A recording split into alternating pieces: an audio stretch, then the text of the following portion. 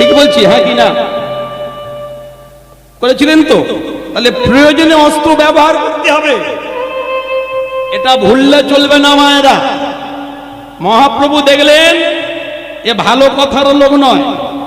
শুধু কি তাই, চাঁদ কাজী যখন বিধর্মী চাঁদ কাজী সমস্ত সনাতনীদের ভক্তদের খোল কট্টালগুলো ধরে ধরে ভাঙতে শুরু করলো,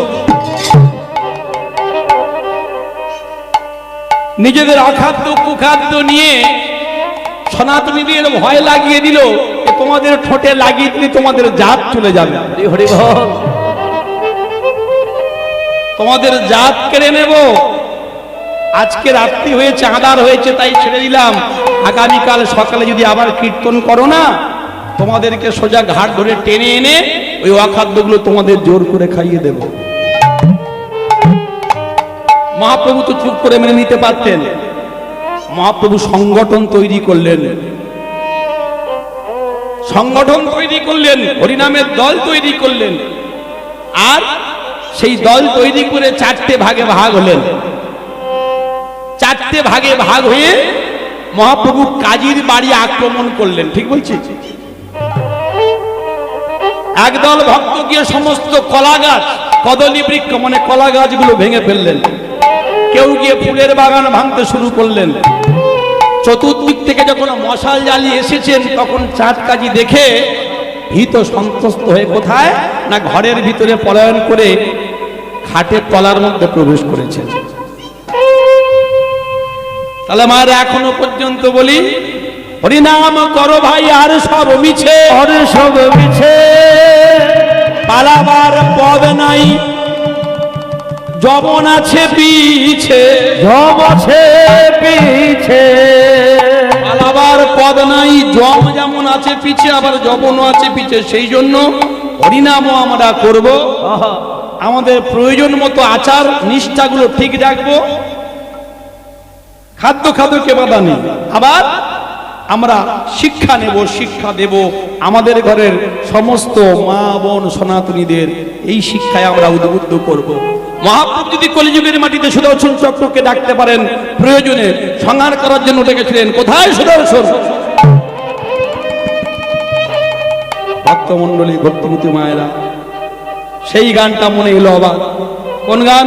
বলো বলো বলো সবে, বলো বলো বলো সবে,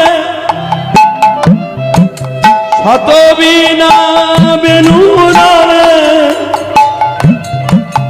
ভারত আবার জগৎ সভায় শ্রেষ্ঠ আসন লাভে।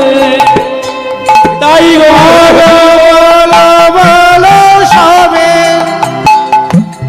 শত বিনা বেনুরারে, ভারত আবার জগৎ সভায় শ্রেষ্ঠ আসন লাভে।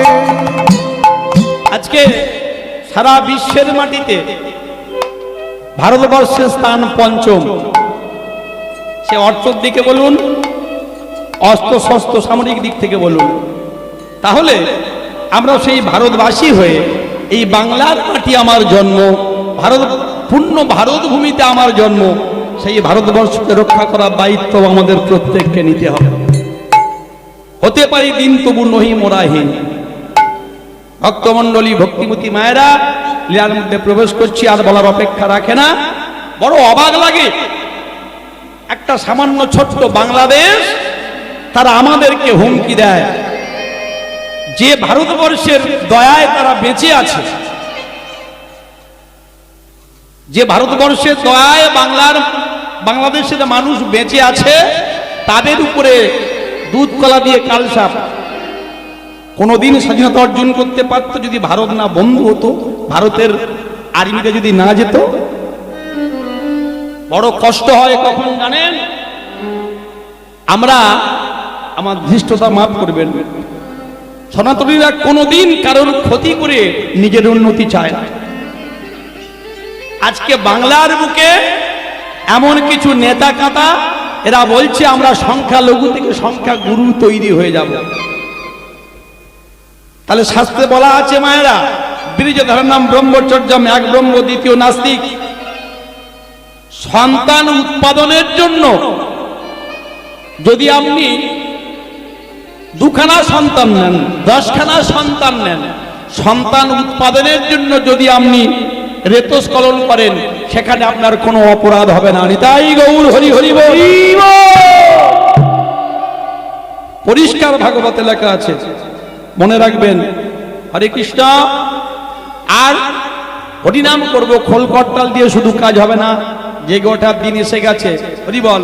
ধর্মে মহান হবে, কর্মে মহান হবে, নবদিন মণি উদিবে, আবার পুরাতন পুরবে। Please subscribe my YouTube channel and like, comment, share please.